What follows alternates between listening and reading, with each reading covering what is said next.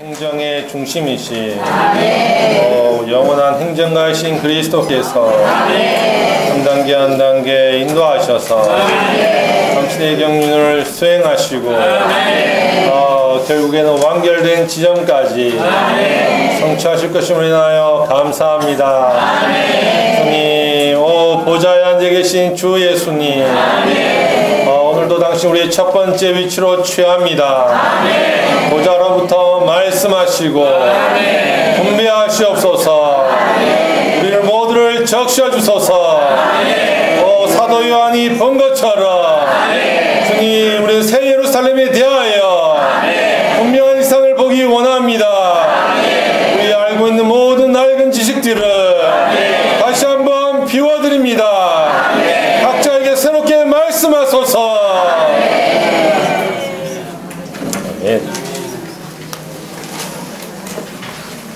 오늘은 메시지 25번에 왔습니다. 주로 계시록 21장 후반부와 22장 1, 2절을 다루게 될 것입니다. 먼저 새 예루살렘은, 제가 이렇게 몇 구절을 적어놨는데 찾아보자는 말은 아닙니다. 전체적으로 새 예루살렘은 창세기에 나타나 있는, 특히 1장, 2장에 있는 하나님의 갈망, 하나님의 창조된 원래의 목적이 바로 여기에서 성취되는 것을 보여주고 있습니다. 창세기 1장 26절을 보면 하나님이 창조하신 원래의 목적과 의도를 보여주고 있습니다. 그것은 바로 한 단체적인 사람을 얻어서 그분의 표현과 그분의 대표가 되는 것입니다. 그리고 2장은, 창세기 2장은 어떻게 그 갈망을 성취하는가를 우리에게 방법과 그 절차와 그 길을 보여주고 있습니다. 창세기 1장에서 볼 때, 1장 26절을 본다면 사람은 하나님의 형상과 하나님의 모양대로 창조되었습니다. 그리고 하나님을 대표해서 모든 것을 다스리게 하셨습니다. 그죠? 어떻게 그것이 가능하냐면 2장 7절에 2장 7절부터 나와 있는데요. 2장 7절은 그러므로 하나님이 사람을 그릇으로 창조하셨다고 말하고 있습니다. 물론 그릇이라는 용어는 없습니다. 그러나 2장 7절을 보면 사람은 생기를 여호와 하나님이 흙으로 사람을 지으시고 이 흙이 사람의 몸이 되었고요. 그죠? 그리고 그 코에 생기를 불어넣었는데 이 생기가 잠언 20장 27절을 보면 바로 사람의 영이 되고 그 결과 혼이 파생됩니다.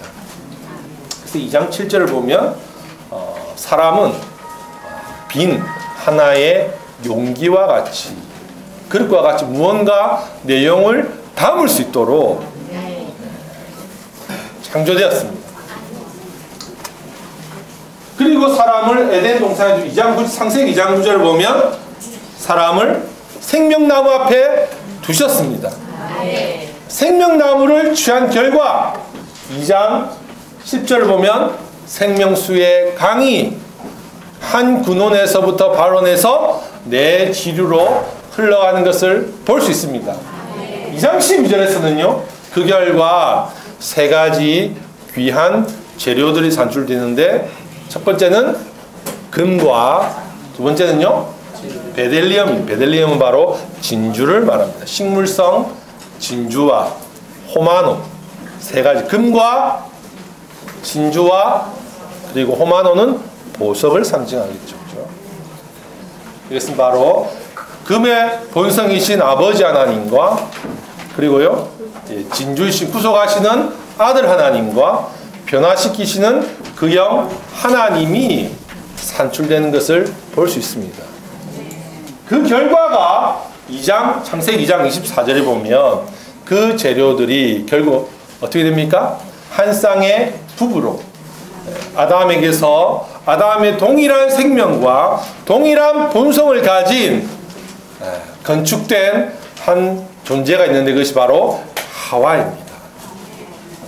원래 하나님은 이렇게 해서 이러한 지점에 이르를 때에 바로 창세기 1장에 있는 한 실체로 아담이신 하나님과 그죠? 하와인 이 사람이 완전히 한 실체로 건축될 때 창세기 1장 26절에 합당하게 그분을 표현하게 되고 그분을 대표하게 되는 것입니다.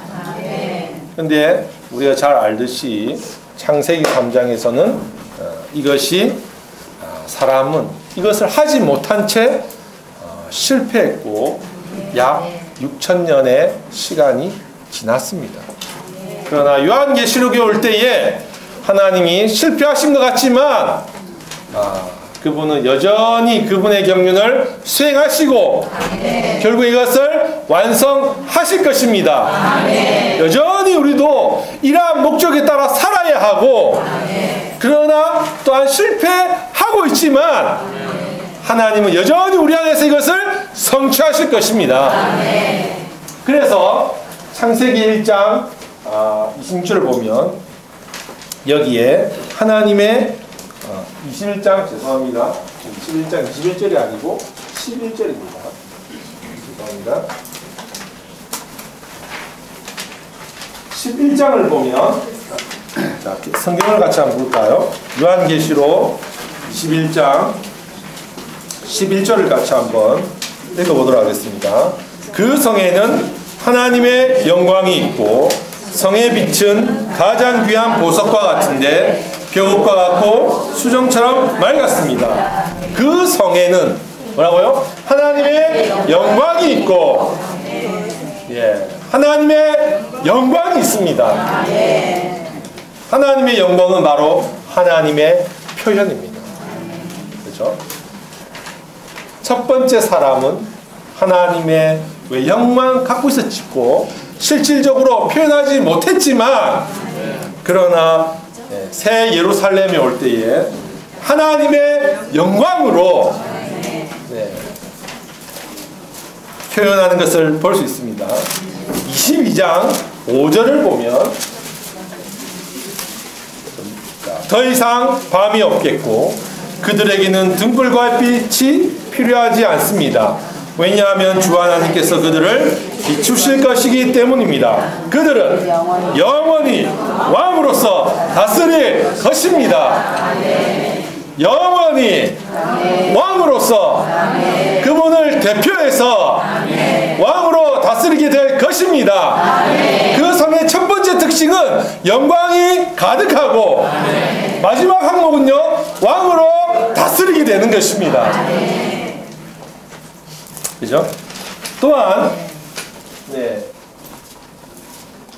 사람은 이 새 예루살렘은 21장 23절과 24절을 볼 때 하나의 그릇입니다. 창세기 2장 7절에는 그릇이 빈 그릇인 채로 남아 있었지만 계시록 21장 23절과 24절을 보면 하나님이 빛이시고 어린 양이 그 등이라고 말하고 있습니다. 그럴 뿐만 아니라 24절을 보면 민족들이 그 성의 빛 가운데 하나님이 빛이시고 어린 양은 그 등이시고 새 예루살렘은요 새 예루살렘도 보세요 성에 빛이 있습니다. 그렇죠? 이 말은 하나님과 어린 양이 빛과 등이고 새 예루살렘은 그것을 담고 있는 하나의 그릇으로서 수정같이 맑은 투명한 그릇으로서 빛이신 하나님을 완전히 표현하고 있습니다. 그러므로 이 성에도 뭐가 있습니까? 빛이 있는 것입니다. 그러므로 계시록 2장 7절의 사람은 빈 그릇이지만 새 예루살렘에서 이 새 예루살렘 성은 무엇인가요? 예, 뭐 하나의 그릇으로서 내용이신 주 하나님과 어린 양을 빛과 등으로 담고 있습니다. 그리고 계시록 22장 2절에서는 생명 나무가 있고요. 22장 1절에서는요 생수의 강이 흐르고 있고요. 계시록 22장 창세기 2장에서 보면 세 가지 금과 진주와 보석이 재료로 흩어져 있었지만 계시록 21장을 보면요 새 예루살렘 성 전체가 정금이라고 되어 있습니다. 두 번째는요 21절을 보면 21절에는 12 진주 문이 되어 있고요. 마지막으로 19절과 20절 보면 12 기초석이 12 보석으로 된 것을 볼 수 있습니다. 이것이 흩어져 있었지만 계시록에 와서는 이것이 하나의 이 세 가지 재료들이 바로 건축되어 있는 것을 볼 수 있습니다. 그 완결은 21장 2절과 9절과 특히 마지막 계시록 22장 17절을 보면 뭐가 있습니까? 한 쌍의 부부가 있습니다. 새 예루살렘의 특징이 마치 어린 양의 아내 신부가 내려오는 것 같고 마지막 22장 17절에는 그 영과 신부가 건축되어서 함께하는 것을 볼 수 있습니다. 그러므로 정말 창세기에 하나님의 갈망과 하나님의 계획으로만 남아 있었던 것이 결국에는 성취되었음이나요? 감사합니다. 자, 성경을 다시 한번 보도록 하겠습니다. 계시록 21장 9절을 한번 보죠. 성경 말씀을 보고자 하는 것은 아니고요. 개요를 성경에 있는 해석력 개요를 따라서 좀 말씀드리고 싶습니다. 21장 1절부터 8절까지는 새 하늘과 새 땅에 대해서 말하고 있습니다. 그리고 21장 9절부터 끝까지가 새 예루살렘에 대한 것입니다.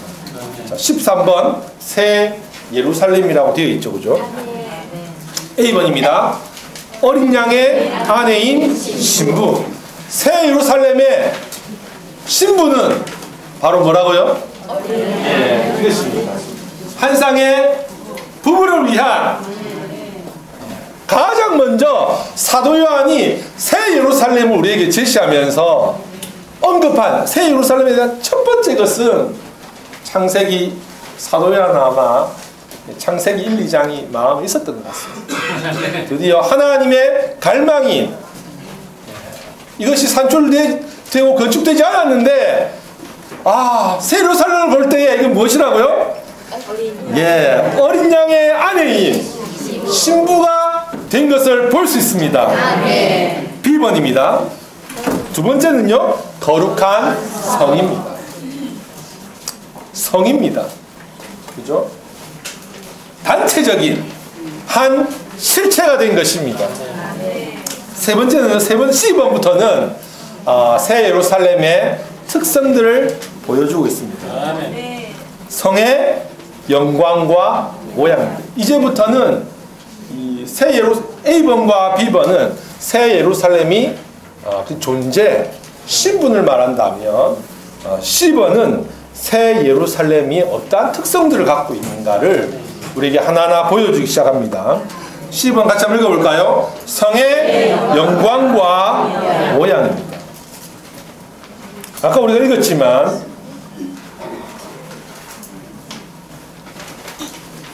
그 성에는 하나님의 영광이 있고 그 특성을 말하는 첫 번째 특징이 뭐라고요? 특성이 영광입니다. 한번 상상을 해보시죠.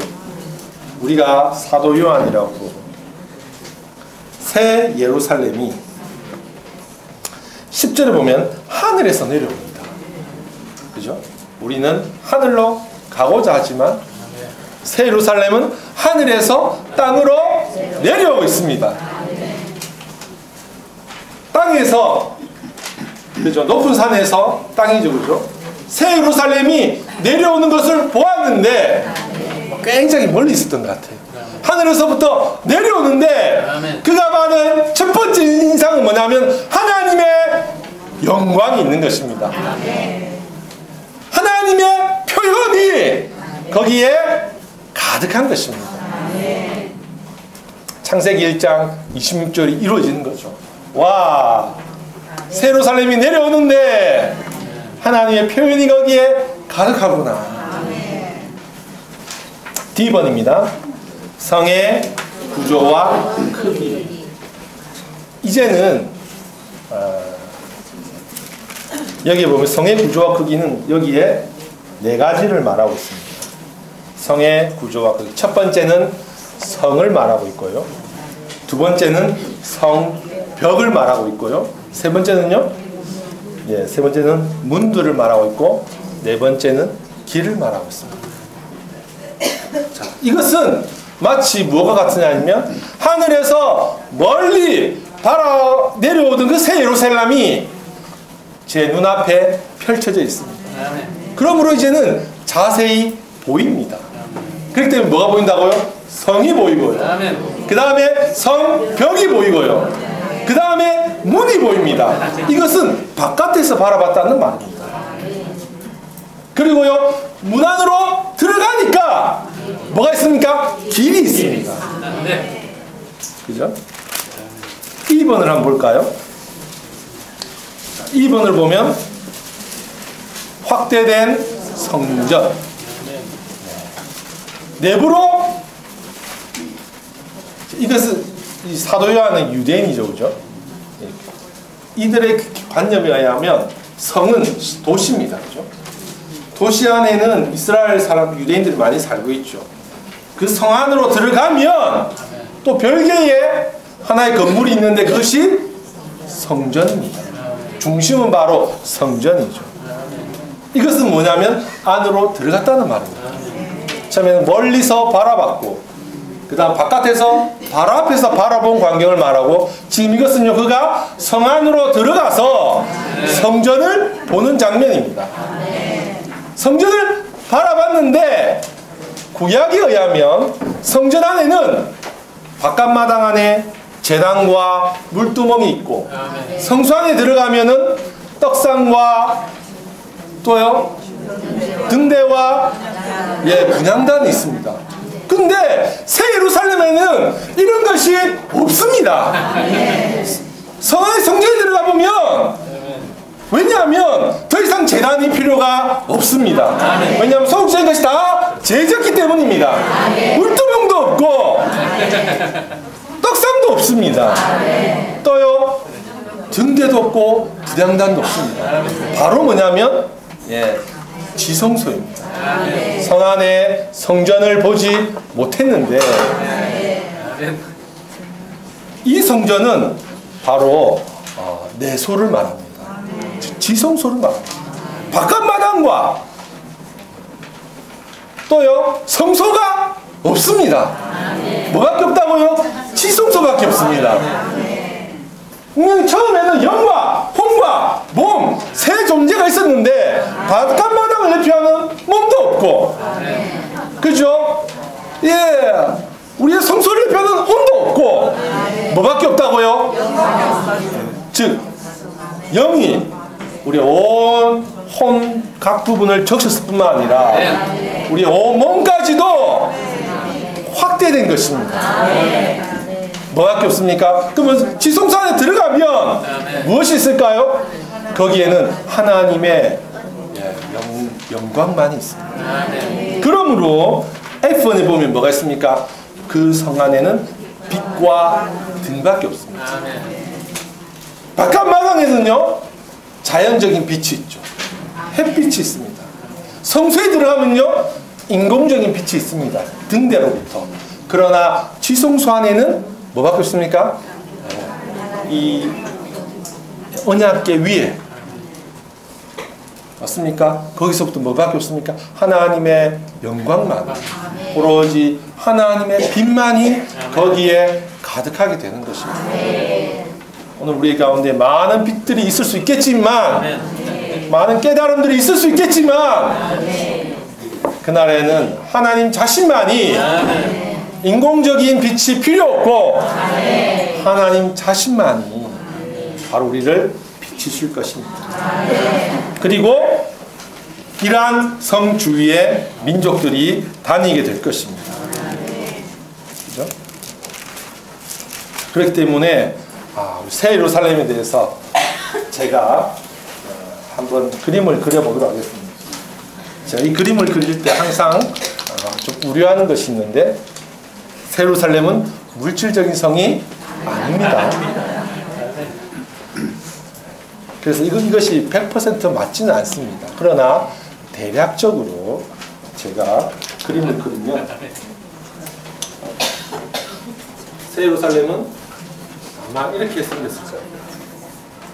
전체적으로는 어떻습니까? 정육면체입니다. 맞습니까?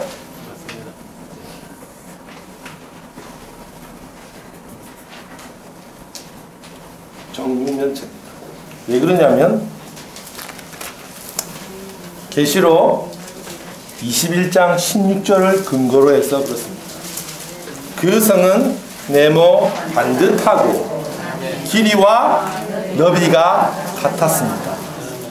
그 천사가 갈대로 그 성을 측량하니 12,000 스타디온이었고 길이와 너비와 높이가 모두 같았습니다.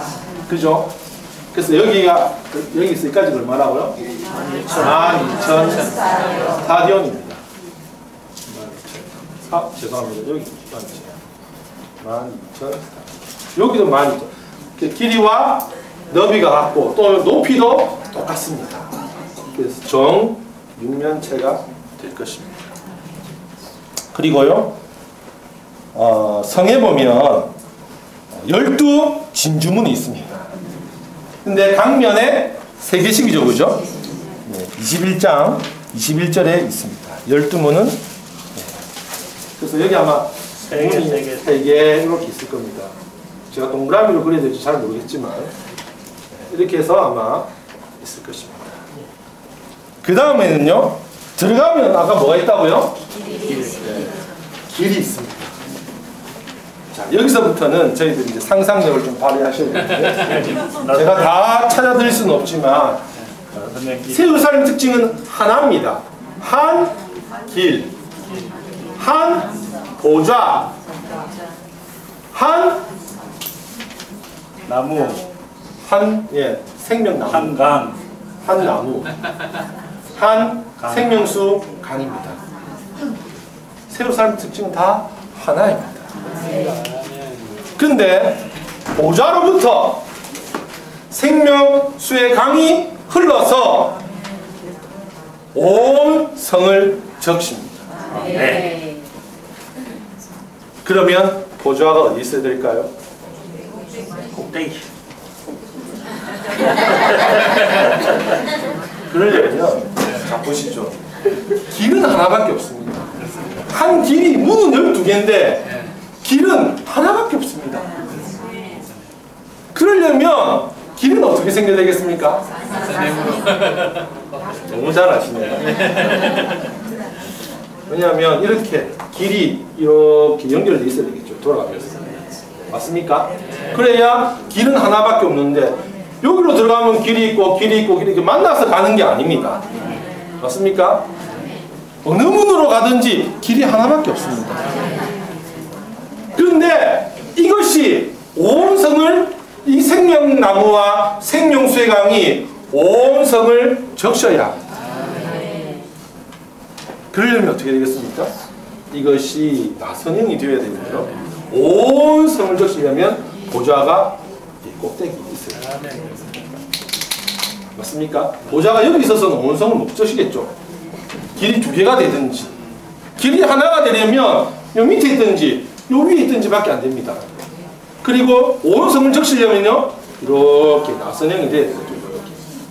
그래야 온 성을 적실 수가 있습니다. 이렇게 해야 한 보좌가 한 길을 갖게 되고 한 생명수의 강이 있고 그 강 이쪽과 저쪽에 생명나무가 자랄 수 있는 근거가 되는 것입니다. 그래서 남들에게 이해를 돕기 위해서 물질적인 것을 했는데 남들에게 새 예루살렘이 꼭 이렇다고만 말씀하시면 안 되겠습니다. 자, 개요를 한번 보도록 하겠습니다. 자, 로마서 죄송합니다. 성경을 한 구절 같이 읽고 갈까요? 자, 계시록 22장 1절과 2절입니다. 또 그 천사는 나에게 수정처럼 빛나는 생명수의 강을 보여주었습니다. 그 강은 하나님의 언약 보좌에서 흘러나와 그 성의 길 가운데로 흐르고 있었습니다. 2절입니다. 강의 이쪽과 저쪽에 생명나무가 있어 12번 열매를 맺는데 달마다 열매를 맺었습니다. 그 나무의 잎들은 민족들을 치료하기 위해 있었습니다. 여기에 뭐가 있습니까? 하나님과 어린 양의 주어는 마치 두 개인 것처럼 보입니다. 하나님과 어린 양. 그러나 보좌는 복수가 아니고 단수입니다. 그렇죠? 그러므로 뭐라고요? 한 보좌입니다. 보좌에서부터 생명수의 강이 흘러나옵니다. 어디로 흐르고 있습니까? 길 가운데로 흐르고 있습니다. 그리고 그 강 이쪽과 저쪽에 생명나무가 있어서 12번 열매를 맺는 달마다 열매를 우리에게 공급할 것입니다. 자, 제목을 같이 한번 메시지 25번 제목을 같이 한번 선포해 볼까요? 새하늘과 새 땅, 새 예루살렘. 로마서 4번입니다. 거룩한 성의 보좌와 성전과 빛과 등. A번입니다. 그 성의 보좌. 방금 우리가 읽었던 것처럼 새 예루살렘 성에는 뭐가 있냐면 보좌가 있습니다. 성경에서 보좌가 의미하는 것은 첫 번째는 행정을 의미합니다. 하나님과 어린 양께서 보좌에 앉아 계시다는 말은 여기 하나의 보좌로부터 행정이 수행되고 있습니다. 두 번째는요, 이 보좌는 신성한 권위를 상징합니다. 결국 그분은 오늘날도 여전히 보좌에 앉아 계십니다. 그분의 행정을 수행하기 위해서 보좌에서 그분의 주권으로 모든 것을 안배하고 계십니다. 새 예루살렘은 우리가 들어가는 것이 아니고 새 예루살렘은 우리가 되어가는 것입니다. 오늘날 우리가 물질성에 들어갈 장래일이 아니라 오늘날 우리는 새 예루살렘에 대한 이러한 광경과 이러한 이상을 보고 오늘날 이것이 우리의 생활 방식에 적용할 필요가 있습니다.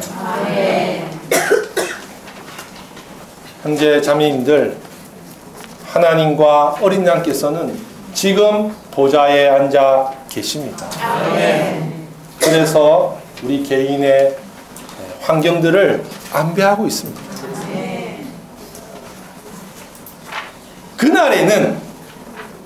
그날에는 분배만 있을 것입니다. 그러나 오늘은 우리가 최근에 소신언서를 본 것처럼 하나님이 환경들도 안배하십니다.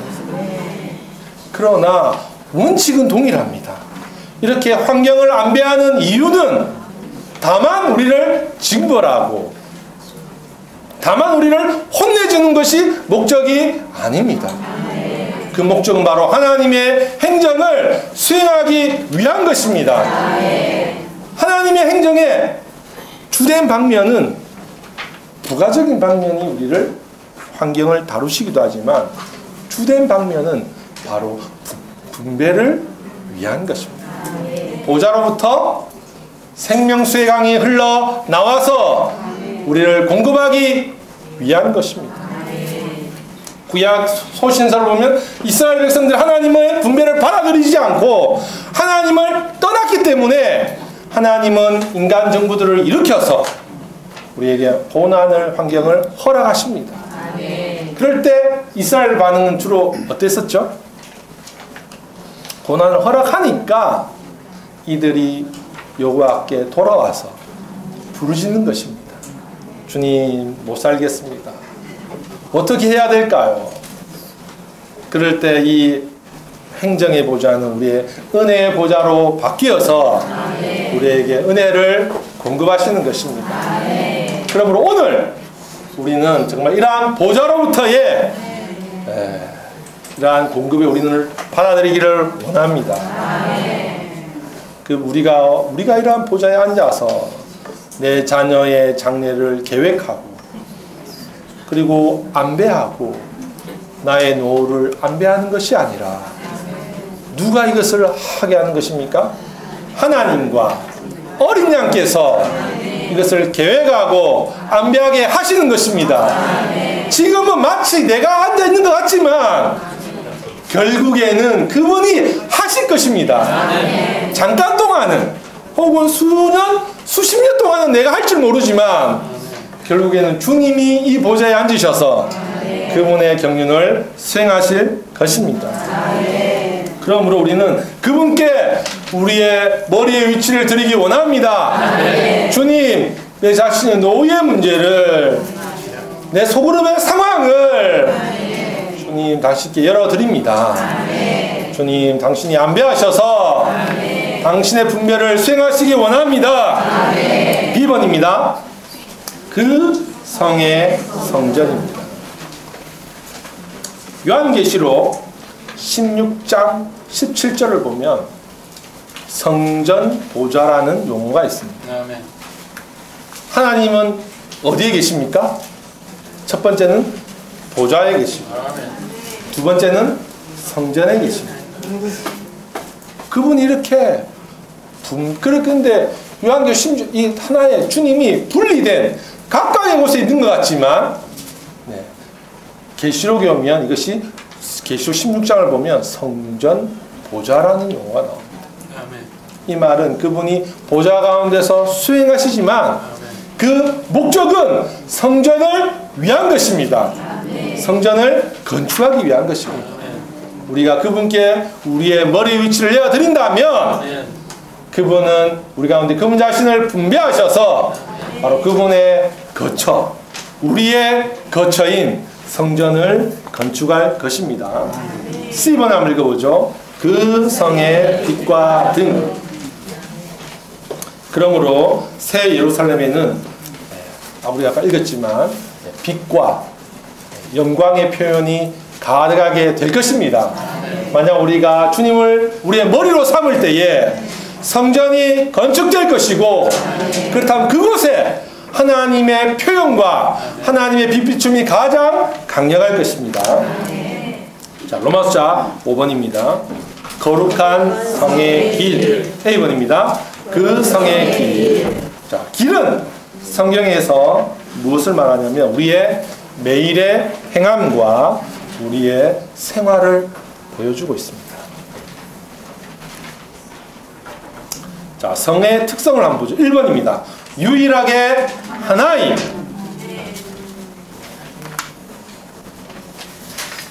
어느 문을 통해서 들어가든 길은 하나입니다. 그러므로 새 예루살렘에 들어가면 결코 길을 잃지 않을 것입니다. 내비게이션도 필요가 없습니다. 오늘날 많은 사람들이 방황하죠. 오늘 우리 침례교를 가야 하는가, 장로교를 가야 하는가, 어디를 통해 들어가야 하는가. 오늘날은 마치 많은 길들이 있는 것 같고 어디로 가야 할지 모르는 것 같지만 이 성 안에 들어오면 맞습니까? 하나의 길만이 있게 될 것입니다. 우리의 행함과 우리의 생활이 하나만 하면 됩니다. 먹고 살아야 되겠습니까? 물론 먹고 살아야 되겠죠. 공부도 해야 되겠죠. 교회 생활도 해야 되고 가정 생활도 해야 하고 직장 생활도 해야 합니다. 많은 생활들이 있는 것 같지만 그러나 하나만 있습니다. 자, 2번을 읽어보죠. 이 길은 하나님의 본성을 상징하는 정금으로 되어 있음. 그러므로 우리는 우리의 생활과 우리의 행함이 한 가지만 하면 됩니다. 한 가지. 복잡하지 않습니다. 주님, 제가 이 물건을 사야 될까요? 말아야 될까요? 두 가지죠. 복잡한 것입니다. 주님, 제가 저 지체에 찾아가서 이 말을 할까요? 말까요? 이것은 새 예루살렘의 원칙이 아닙니다. 새 예루살렘은 하나 단순합니다. 우리가 하나님의 신성한 본성에 따라서 생활한다면 우리는 어떻게 우리가 처신해야 하고 우리가 어떻게 말해야 할지를 알게 될 것입니다. 물론 아직 우리가 완결되지 않았기 때문에 잘 헷갈릴 수가 있습니다. 우리는 그러므로 오늘날 단순한 생활 방식을 살기 원합니다. 이것도 염려하고 저것도 염려하지 말고 결국에는 그런 것들은 그 길들은 다 사라지고 오직 한 길 신성한 본성에 의해서만 우리가 생활할 날이 올 것입니다. 3번입니다. 나선형이며 하나님의 보좌로부터 내려가는 유일한 길은 내 방향에 있는 12문 모두의. 그래서 계시록에는 본문에는 나선형 길이라는 말이 없습니다. 아까 하나의 특징을 우리가 살펴본다면 나선형 한 길이고 나선형일 수밖에 없게 될 겁니다. 자, 4번입니다. 신성한 본성에 따라 걷고 행한다면 생명 공급을 얻게 될 것입니다. 그렇죠? 로마서 6번 읽어보죠. 생명수강과 생명나무. A번 생명수의 강. 우리가 이렇게 신성한 본성을 주의하고 단순하게 생활한다면 그에게는 생수의 강이 길 한가운데로 생명수의 강이 우리에게 흘러올 것입니다. 1번입니다. 구속하시는 하나님의 보좌로부터. 2번입니다. 길 가운데로 흐르는 우리가 그분을 우리의 머리로 인정하고 그리고 그 머리이신 그분을 나의 생활 가운데로 가져와서 그 머리의 말씀에 우리가 순종하고 아멘한다면 생수의 강이 우리로 와서 적시고 우리에게 즉시 흐름이 있음을 알게 될 것입니다. B번입니다. 생명나무. 1번입니다. 신성한 생명인 하나님의 죄인인 그리스도를 상징하다. 2번입니다. 3번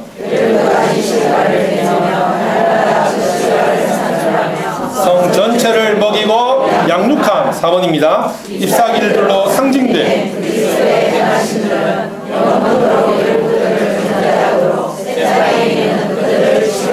아멘. 창세기 2장에 의하면 생명나무가 먼저 나오고 생명수의 강이 그 다음에 나옵니다. 그러나 계시록 22장 1절과 2절을 보면 생수의 강이 먼저 나오죠. 창세기의 의미는 우리가 생명나무를 먹는다면 맞습니까? 일단 먹을 때에는 이것이 바깥에 있는 것이 우리의 내적 존재와 안으로 들어왔다는 말입니다. 강이 된다는 말은 이것이 내 존재 안에 소화되고 동화되어서 물이 되어서 내 온몸의 각 부분으로 적신다는 말이에요. 그래서 창세기 2장은 우리의 처음의 관점에서 쓰여집니다. 그러나 계시록은 22장 1절과 2절을 보면 왜 생명수의 강이 먼저 나오느냐면 이것은 하나님의 경륜과 하나님의 갈망의 그것이 기준으로 되어서 쓰여져 있습니다. 왜냐하면 자 보시죠. 22장 1절 보면 하나님과 이것은 공급의 근원이 아버지인 것을 보여주고 있습니다. 어린 양의 보좌, 어린 양은 바로 구속하시는 아들 하나님을 말합니다. 생명수, 생명 공급은 바로 근원은 아버지를 말합니다. 구속하신 아들은 그 통로를 말하고 있습니다.